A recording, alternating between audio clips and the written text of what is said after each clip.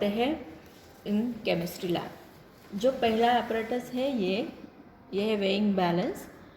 ये हम जो केमिकल कंपाउंड है उनका वेट करने के लिए यूज़ करते हैं। apparatus है वॉल्यूमेट्रिक फ्लास्क, वो हम यूज़ करते हैं फॉर द डाइल्यूशन। इसके ऊपर एक मार्क रहता है, ये लॉन्ग नेक ग्लासवेयर है। केमिस्ट्री लैब में जो भी ग्लासवेयर यूज़ करते हैं वो बोरोसिलिकेट ग्लास से बनाए हुए होते हैं। बोरोसिलिकेट ग्लास है वो इनर्ट रहती है केमिकल्स को के साथ। जो भी हम एसिड इसमें स्टोर करते हैं या अनदर केमिकल्स इसमें स्टोर करते हैं तो वो रिएक्ट नहीं होते इसके ग्लास के साथ। ओके, तो जनरली बोरोसिलिकेट ग्लास के ही यूज़ करते हैं। और ये थर्मो रेजिस्टेंस मीन्स कि अगर हम इसे हीट करते हैं हाई टेम्परेचर को तो ये ब्रेक नहीं होती। ठीक है, तो इसीलिए बोरोसिलिकेट ग्लास के बनाए हुए apparatus ही हम केमिकल लैब में यूज़ करते हैं। यू कैन सी हियर, यहाँ पे बोरोसिलिकेट लिखा हुआ है, बोरोसिलिकेट। अभी जो वॉल्यूमेट्रिक फ्लास्क है उसकी रेंज 5 ml से स्टार्ट होके 1000 ml तक के वॉल्यूमेट्रिक फ्लास्क हैं। अगर हमें 5 ml ही सॉल्यूशन बनाना है तो हम 5 ml का वॉल्यूमेट्रिक फ्लास्क यूज़ करेंगे। तो ये हम डाइल्यूशन के लिए यूज़ करते हैं। ठीक है, जो हमारा नेक्स्ट apparatus है वो है कोनिकल फ्लास्क। कोनिकल फ्लास्क ये हम टाइट्रेशन के लिए यूज़ करते हैं। कोनिकल फ्लास्क ये भी बोरोसिलिकेट ग्लास के यूज़ बनाए हुए होते हैं। अगर हमें हीटिंग करनी पड़े कि इस कोनिकल फ्लास्क में हम organic chemical reaction, organic preparation भी करते हैं, तो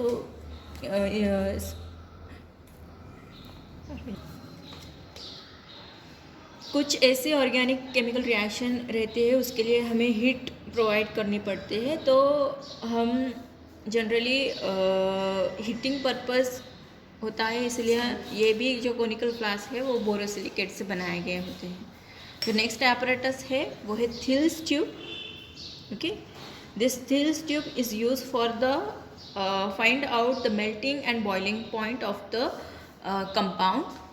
मेल्टिंग और बॉइलिंग पॉइंट निकालने के लिए थिल्स ट्यूब यूज़ करते हैं। इसमें पैराफिन ऑयल फिल किया जाता है। ओके, और इसके बाद with the help of that paraffin oil we find out the melting and boiling point of the given compound. Okay, जो नेक्स्ट apparatus है वो है मेजरिंग सिलेंडर। मेजरिंग सिलेंडर, यहाँ पे 2 मेजरिंग सिलेंडर हमने रखे हैं, एक है 10 ml और एक है 100 ml। अगर हमें कोई भी लिक्विड केमिकल है वो मेजर करना है, so with the help of this we can measure. अगर हमें 1 ml, 2 ml, 10 ml तक अगर हमें केमिकल चाहिए तो हम 10 ml का मेजरिंग सिलेंडर यूज़ करेंगे। अगर ज़्यादा मतलब 10 ml, 20 ml, 100 ml तक का अगर हमें चाहिए तो हम 100 ml का मेजरिंग सिलेंडर यूज़ करते हैं। 1000 ml का भी मेजरिंग सिलेंडर रहता है। ये ग्लास में भी आते हैं और प्लास्टिक के भी रहते हैं।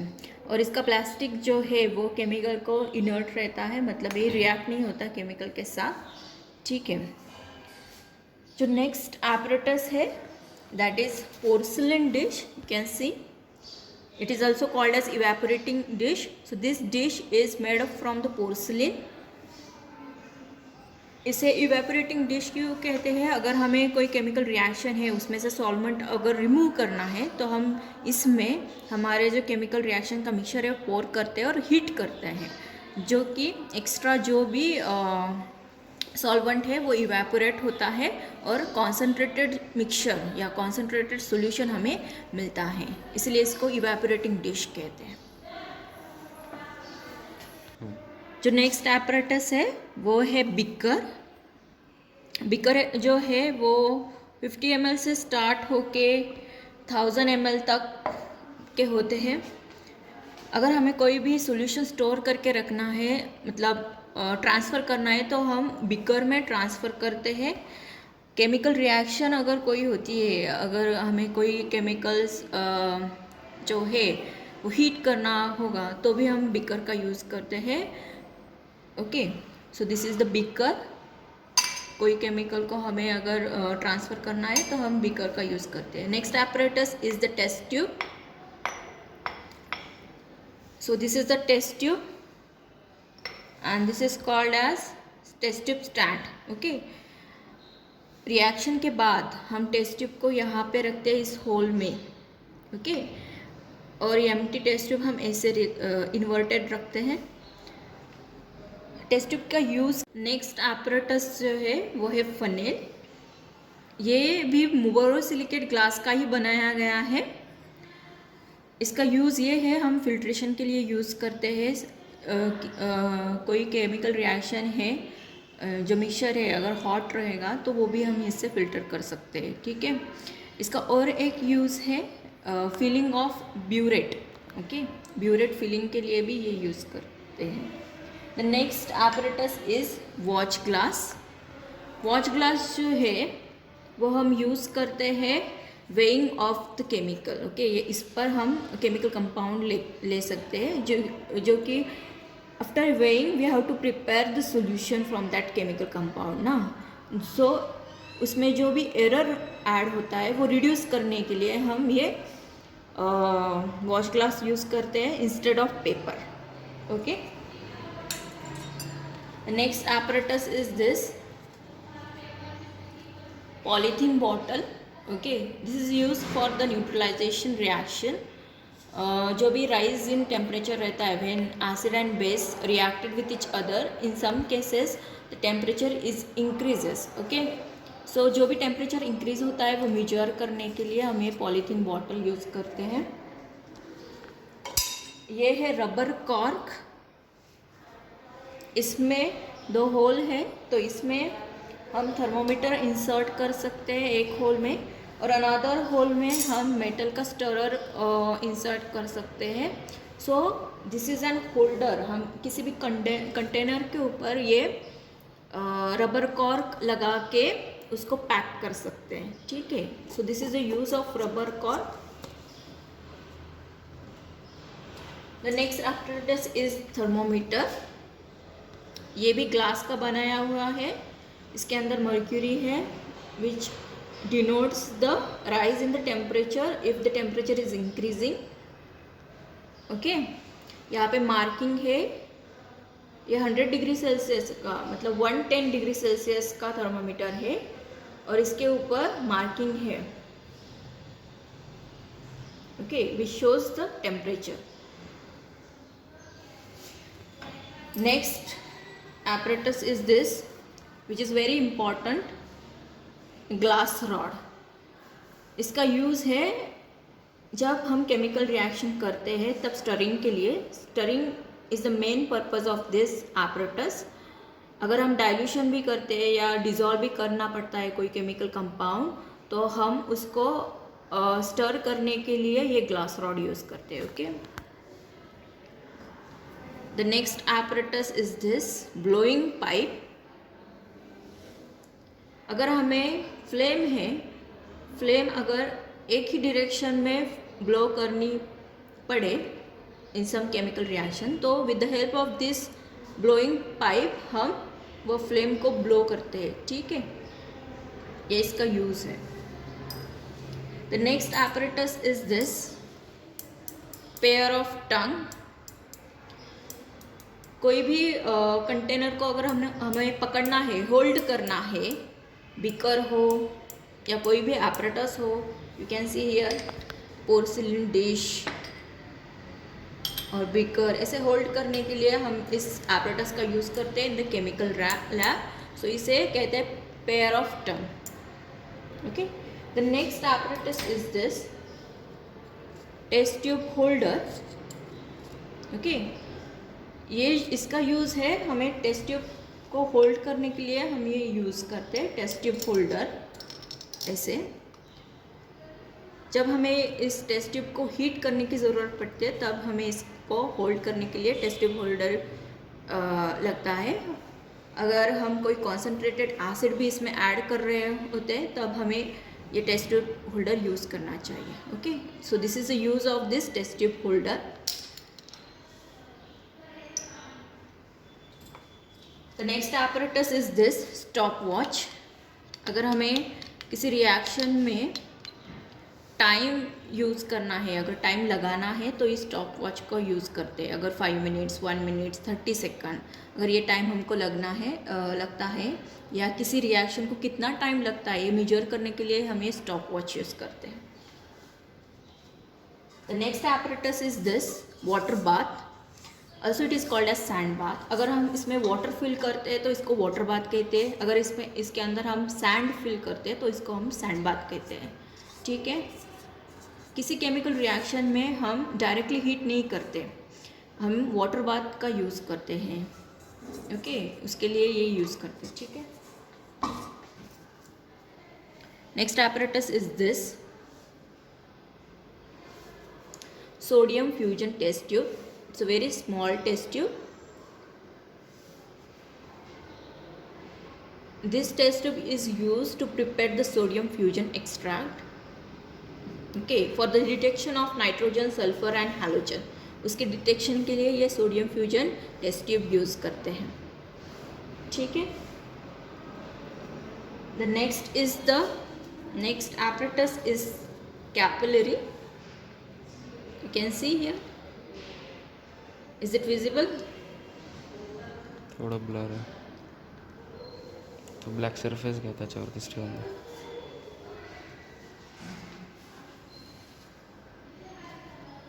ये कैपिलरी है, very thin capillary.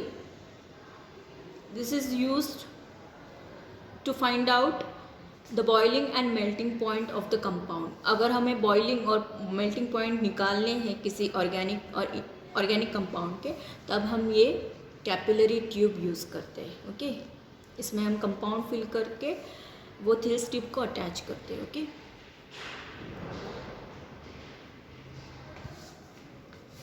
The next apparatus is this tripod stand. इसका यूज़ ये है कि इसके ऊपर हमें जब कोई भी कंटेनर को हीट करना पड़ता है तो वो कंटेनर हम इसके ऊपर रखते हैं। ओके, इसके ऊपर रखने के पहले हमें वायर गॉज रखना पड़ता है इसके ऊपर।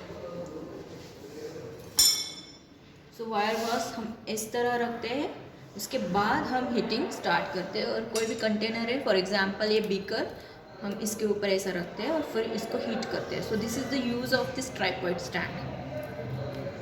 ओके, अगर हमें फिल्ट्रेशन करना है तभी भी हम इसको ऐसे यूज़ कर सकते हैं, तो फिल्ट्रेशन के लिए भी ये यूज़ कर सकते हैं।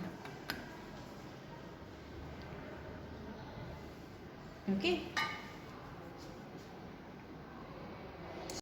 जो नेक्स्ट apparatus है वो हम देखने वाले हैं, ये है ड्रॉपर। ओके, अगर हमें कॉन्सेंट्रेटेड एसिड वगैरह लेना है या रिएजेंट लेने हैं तो हम इसका यूज़ करते हैं, इस ड्रॉपर का। With the help of this dropper हम वो केमिकल कंपाउंड लेते हैं। The next is this pipette. ये जो है ये नॉर्मल पिपेट है और ये है पैशर पिपेट। इस पिपेट का वॉल्यूम है 10 ml। अगर हमें कोई सॉल्यूशन 10 ml पिपेट आउट करना है तो हम इस पिपेट का यूज़ करते हैं। यहाँ पे लिखा हुआ है 10 ml और इस पे एक मार्क है।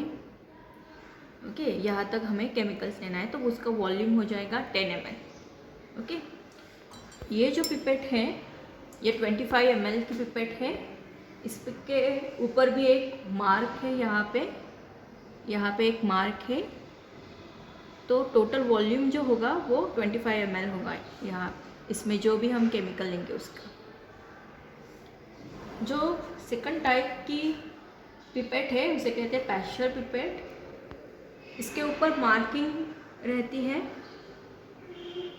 अगर हमें कोई कंपाउंड 0.2 ml, 0.1 ml, 0.5 ml इस वॉल्यूम में लेना है तो हम इस पैशर पिपेट का यूज़ करते हैं, क्योंकि इसकी मार्किंग ही स्टार्ट होती है 0.1 से। ओके, ये जो है ये 2 ml की पैशर पिपेट है। ओके, और इसकी मार्किंग है 0.2 ml, 0.4 ml, 0.6 ml, 0.8 ml। अगर हमें 0.2 ml अगर कोई केमिकल कंपाउंड लग रहा है तो हम इसका यूज़ कर सकते हैं। तो हम अब ये देखेंगे कि इस पिपेट को हम कैसे यूज़ करते हैं, ओके, इन द लैब। इसको यूज़ करने से पहले हमें इस पिपेट को रिंस करना बहुत ज़रूरी है। तो पहले हमें इसे वाटर से रिंस करना है। तो इस बिकर में वाटर है, इसको होल्ड करते, इसको कैसे होल्ड करना है, तो आपकी जो 4 उंगलियां हैं वो ऐसे रखनी है और आपका थंब है वो इसके टॉप के ऊपर रखना है, ओके। और इसमें पहले हम वाटर पिपेट आउट कर लेंगे।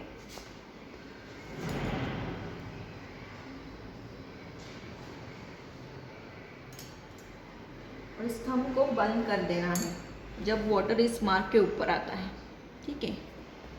फिर इसको थ्रो करना है।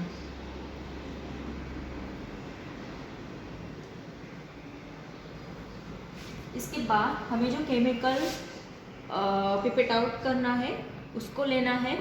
ये है NaOH, इसको लेना है इसके अंदर।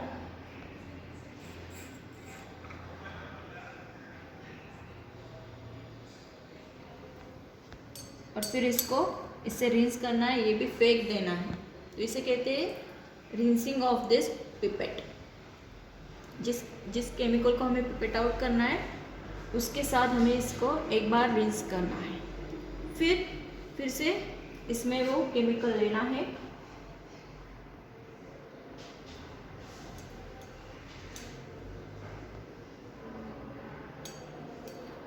ये देख सकते हैं आप, ये केमिकल जो भी है वो इस मार्क के ऊपर गया है। तो अभी हम इस मार्क को एडजस्ट करना है। अभी हमने जो केमिकल इसमें लिया है वो कलरलेस है, इसके लिए इसका जो लोअर मेनिस्कस है वो हम इसके ऊपर एडजस्ट करेंगे। यू कैन सी हियर, जब वो उस मार्क तक आएगा तब हम इस थंब को टाइट कर देंगे, ओके। जब हम मार्क एडजस्ट करते हैं तभी हमको प्रेशर यहाँ का जो भी है वो रिलीज करना है।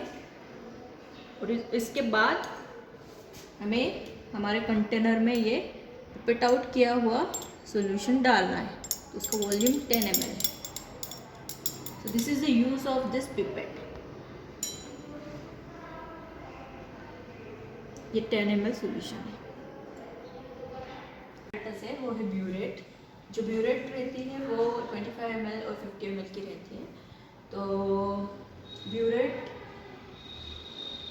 जो है वो कैसे फील करनी है वो हम देखेंगे अब। इसके लिए हमने यहाँ पे 2 सॉल्यूशन लिए हैं, एक है कलरलेस और अनदर है कलर कंपाउंड, ठीक है, कलर्ड सॉल्यूशन। पहले ये ब्यूरेट फिल करने के पहले हमें इसे वाटर से रिंस करना पड़ता है। तो पहले हम इसे वाटर से वॉश करेंगे, रिंस करेंगे। पहले इसमें वाटर डालेंगे,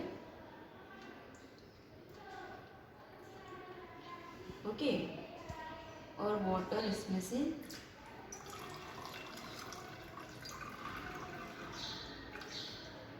निकाल लेंगे। जब हम इसमें सॉल्यूशन फिल करते हैं तब हमें ग्लास फनेल यूज़ करना चाहिए।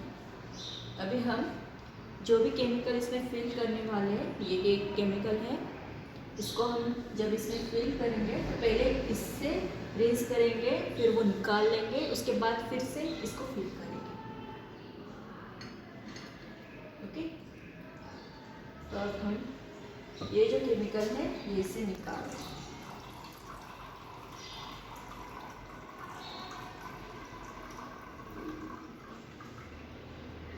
इसके बाद इसको फिर से इसमें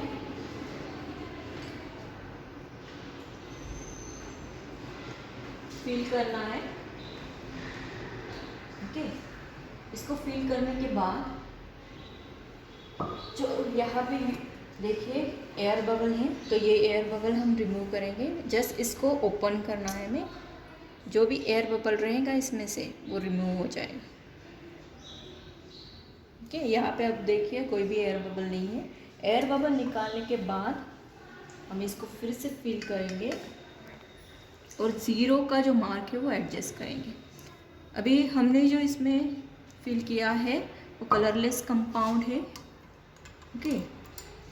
तो जब हम 0 एडजस्ट कर रहे होते हैं तब हमें सॉल्यूशन का लोअर मेनिस्कस देखना है, क्योंकि ये कलरलेस लिक्विड है। तो जो लोअर मिनिस्कस है वही हम 0 को एडजस्ट करते हैं फॉर कलरलेस लिक्विड। तो देखिए ये हमने ये एडजस्ट कर दिया। लोअर मिनिस्कस जो है 0 का एडजस्ट किया, और जो 0 का मार्क है वो एग्जैक्टली हमारे आई कांटेक्ट के साथ मैच होना चाहिए। ओके,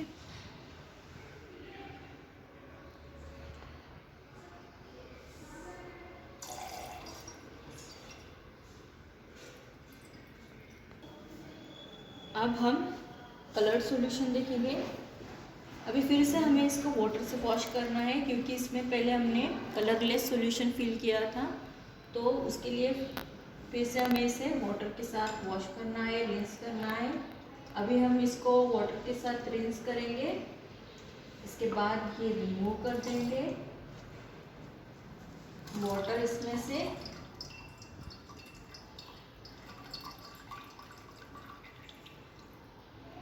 ओके, उसके बाद हम ये कलर्ड सॉल्यूशन लिया है, ये कॉपर सल्फेट का सॉल्यूशन है।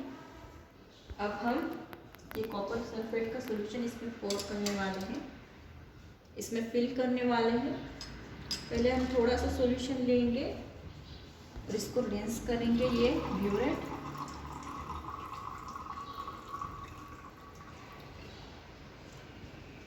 ये रिंस करने के बाद हमें ये केमिकल इसके अंदर डालना है। इसके बाद हम एयर बबल निकालेंगे।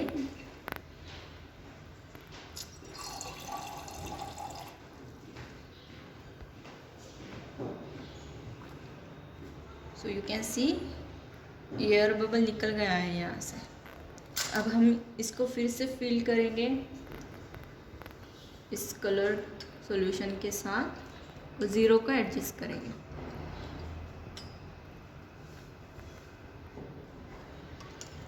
अभी ये कलर्ड सॉल्यूशन है, तो इसका हम अपर मिनिस्कस देखेंगे। जो भी अपर मिनिस्कस है वो 0 के लेवल को मैच होना चाहिए, और ये 0 का जो लेवल है वो हमारे आई लेवल के साथ मैच होना चाहिए। ओके,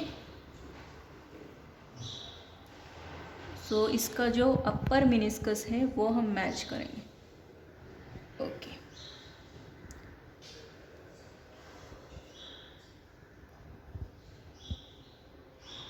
सो ये थे हमारे केमिकल लैब के एपरेटस।